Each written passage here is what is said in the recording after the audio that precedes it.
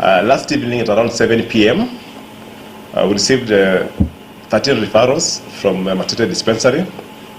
The 13 referrals were children aged between 4 and 11 years with history of food poisoning.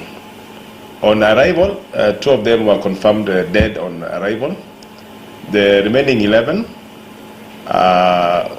were treated and they are now stable. The history is they allegedly fell ill after taking Githeri. They took beans as supper. Then they all fell ill. Then they were referred to, they went to Matete, then the Matete, they referred to this facility.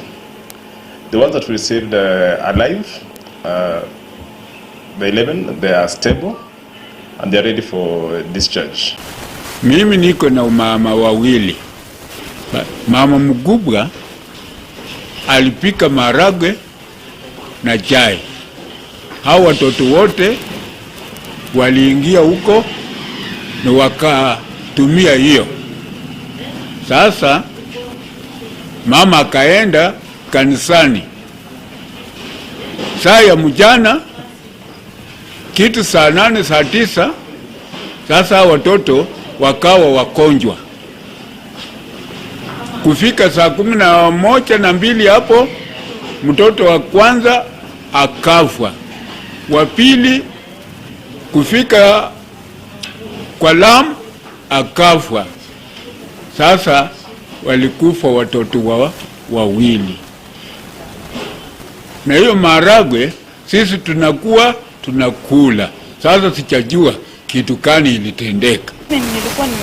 Nilikuwa nimetoka nikaitwa, venye niliitwa nikafika nyumbani nikapata kelele kwa boma. Sasa venye nilipata kelele kwa boma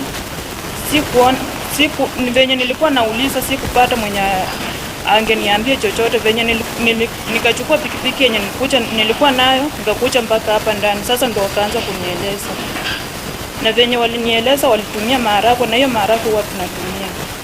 Walikula maharagwe na chai. Venye walienda mtoni kuoka na kufua, wakarudi tena wakakula hiyo maharagwe. Sasa hiyo maharagwe maybe hatujui kama ilikuwa na infection yoyote. Kuna watoto wangu hapo na mwenye amekufa mmoja ni wangu.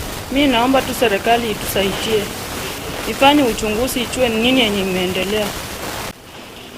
Serikali itusaidie, sisi venye tuko hivi hatuchiwezi kweli.